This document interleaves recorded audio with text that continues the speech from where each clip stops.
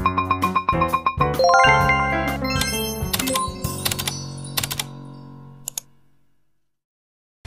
teman-teman semuanya, apa kabar? Welcome back my YouTube channel. Oke, untuk video kali ini di sini aku mau membahas tentang konsep kelompok dan tim kerja. Nah, untuk teman-teman yang ingin tahu penjelasannya gimana, mari simak video ini dengan baik-baik ya.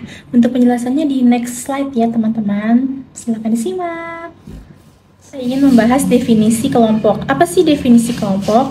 Nah, definisi kelompok menurut Greenberg dan Baron dalam buku karangan Wibowo mendefinisikan kelompok sebagai kumpulan dari dua individu atau lebih.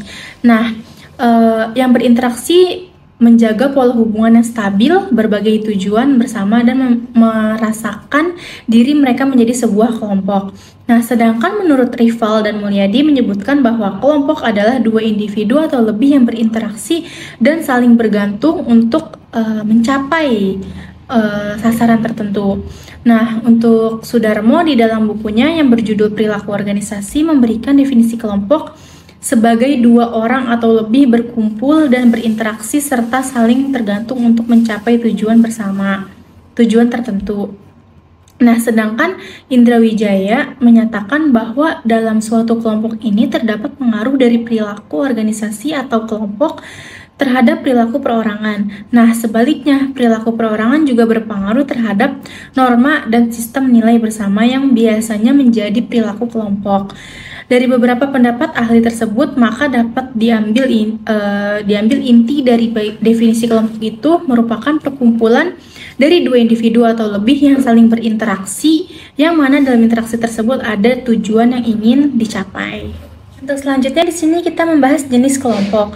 Nah, di sini Duncombe dalam bukunya Sofyandi mengemukakan ada 4 ciri utama kelompok, yaitu yang pertama ada common motive leading to group interaction, yaitu yang berarti anggota suatu kelompok paling tidak harus mempunyai satu tujuan tertentu. Lalu yang kedua ada members who are affected different by their interaction, yaitu merupakan hubungan dalam suatu kelompok harus memberikan pengaruh kepada setiap anggotanya. Nah, tingkat pengaruh tersebut diantaranya mereka dapat berbeda-beda. Lalu yang ketiga di sini ada group structure with different degrees of status, yaitu merupakan dalam kelompok selalu ada perbedaan tingkat atau status karena akan selalu ada pimpinan dan pengikut. Dan yang keempat ada standard norms and value, yaitu merupakan karena kelompok terbentuk untuk mencapai tujuan bersama, maka bersama pembentukannya disertai tingkah laku dan sistem nilai bersama.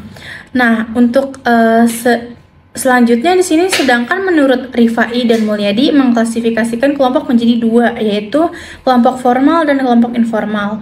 Nah, kelompok formal ini itu adalah suatu kelompok yang sengaja dibentuk untuk melaksanakan suatu tugas tertentu. Sedangkan kelompok informal ini adalah suatu kelompok yang tumbuh dan proses interaksi, daya tarik, dan kebutuhan seseorang. Anggota kelompok tidak diatur dan diangkat keanggotaannya ditentukan oleh daya tarik bersama dari individu dan kelompoknya masing-masing. Selanjutnya di sini ada definisi tim kerja. Nah, tim kerja ini adalah sekelompok individu yang bekerja bersama-sama secara terorganisasi dan terkoordinasi demi mencapai tujuan tertentu. Nah, umumnya tim kerja ini berisi anggota yang mempunyai pengetahuan, keterampilan, dan peran yang berbeda-beda, sehingga dapat melengkapi untuk mencapai hasil yang lebih baik daripada hasil yang dicapai secara individu. Nah, apa sih yang dimaksud dengan tim? Nah, dikatakan sebagai tim apabila memiliki ciri-ciri sebagaimana berikut. Yang pertama yaitu anggota menyadarkan ketergantungan di antara mereka dan menyadari kesasaran paling baik dicapai dengan cara yang mendukung. Yang kedua yaitu anggota tim ikut merasa memiliki pekerjaan dan organisasinya karena mereka memiliki komitmen terhadap tujuan yang akan dicapai. Yang ketiga itu ada anggota memiliki kontribusi terhadap keberhasilannya organisasi tersebut.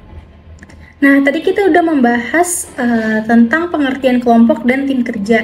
Di sini pun ada perbedaan kelompok dengan tim kerja. Nah, berikut di sini perbedaannya. Yang pertama, kelompok kerja ini memiliki tanggung jawab pemimpin telah ditentukan, sedangkan di tim kerja ini kepemimpinan dibagi di antara para anggota. Untuk selanjutnya, misi umum organisasi adalah tujuan kelompok. sedangkan tim kerja ini spesifik tujuan untuk bagi tim. Lalu kelompok kerja ini efektivitas diukur secara tidak langsung melalui pengaruh kelompok terhadap anggota yang lain. Sedangkan untuk tim kerja yaitu efektivitas diukur secara langsung melalui hasil kerja tim tersebut. Untuk kelompok kerja tanggung jawab individual jelas, sedangkan tim kerja tanggung jawabnya tim jelas. Dan kelompok kerja yang terakhir prestasi individu dikenal dan dihargai, sedangkan tim kerja ini biasanya ada perayaan tim usaha individu juga dikenal dengan tim. Oke, tadi kita membahas perbedaan kelompok dan tim kerja. Di sini selanjutnya kita membahas karakteristik tim kerja yang efektif. Nah, berikut di sini ada ciri-ciri tim kerja yang baik dan efektif.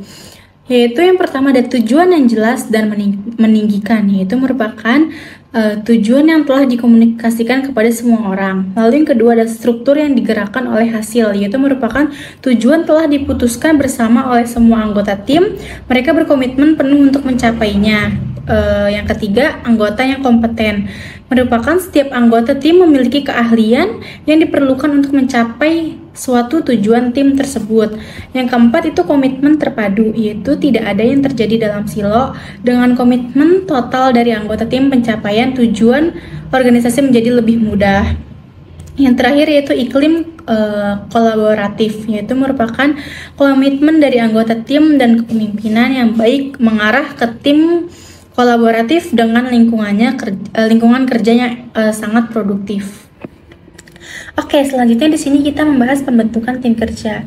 Nah, ada 5 tahap pembentukan tim kerja atau lebih dikenal dengan model 5 tahap diantaranya sebagai berikut. Yang pertama yaitu tahapan pembentukan atau disebut dengan forming. Nah, tahap pertama dalam perkembangan tim kerja yang dicarikan oleh banyaknya ketidakpastian mengenai struktur, maksud, dan tujuan dan kepemimpinan tim kerja tersebut. Lalu yang kedua di sini ada tahap keributan atau kita bisa sebut dengan storming, yaitu merupakan tahap kedua dalam perkembangan tim kerja yang dicirikan oleh konflik di dalam tim kerja tersebut. Yang ketiga di sini ada tahap kenormaan atau bisa disebut dengan norming, yaitu merupakan tahap ketiga dalam perkembangan tim kerja dicirikan oleh hubungan yang akrab dan kekohefisianan atau bisa disebut dengan kesaling tertarikan. Lalu yang keempat ada tahap pengerjaan atau bisa disebut dengan performing, yaitu merupakan dalam perkembangan tim kerja di mana tim tersebut sepenuhnya berfungsi dan diterima dengan baik. Yang terakhir di sini ada tahap penundaan atau bisa disebut dengan adjourning, yaitu merupakan perkembangan tim kerja dengan ciri kepedulian untuk menyelesaikan kegiatan-kegiatan, bukan melaksanakan tugas-tugas tersebut. Di sini selanjutnya kita membahas keuntungan dan tantangan dalam tim kerja. Nah, dalam tim kerja ini juga merupakan ada keuntungan dan tantangannya. Untuk keuntungan dalam tim kerja yaitu merupakan yang pertama ada sinergi, lalu yang kedua peningkatan kreativitas dan inovasi. Yang ketiga ada pembagian tugas yang sangat efisien. Yang terakhir yaitu dukungan sosial. Sedangkan tantangan dalam tim kerja ini itu merupakan yang pertama konflik antar anggota, koordinasi yang rumit, lalu juga ada kesulitan dalam pengambilan keputusan, dan juga ada ketergantungan pada anggota tertentu. Yang terakhir di sini ada kesimpulan ya teman-teman. Kesimpulan dari materi-materi yang tadi kita bahas yaitu merupakan kelompok adalah kumpulan dari individu satu dengan yang lain yang saling berinteraksi, yang mana dari interaksi tersebut memiliki tujuan yang ingin dicapai. Antara kelompok dan tim kita sering menganggap sama. Nah, padahal dari keduanya terdapat perbedaan yang sangat signifikan. Di dalam kelompok, anggota masih ada yang mementingkan kepentingan pribadinya, tetapi pada anggota tim, para anggota tim ini mementingkan kepentingan bersama di atas kepentingan pribadi dan golongan. Nah, suatu tim berkinerja tinggi dijumpai mempunyai karakteristik yang sama. Tim itu cenderung kecil, berisi orang-orang dengan 3 tipe keterampilan yang berbeda, yaitu yang pertama ada teknis, pemecahan masalah, dan pengambilan keputusan serta antar pribadi. Dengan tepat, keterampilan ini menundukkan orang-orang pada berbagai peran. Tim ini mempunyai suatu komitmen pada maksud bersama, menegakkan suatu tujuan yang spesifik, dan juga mempunyai kepemimpinan, juga struktur untuk memberikan fokus dan pengarahan. Di sini juga ada referensi. Dari materi-materi yang saya jelaskan tadi, saya mengambil dari referensi-referensi yang sudah saya cantumkan di sini ya teman-teman. Oke teman-teman, itu saja yang bisa saya sampaikan. Semoga membantu.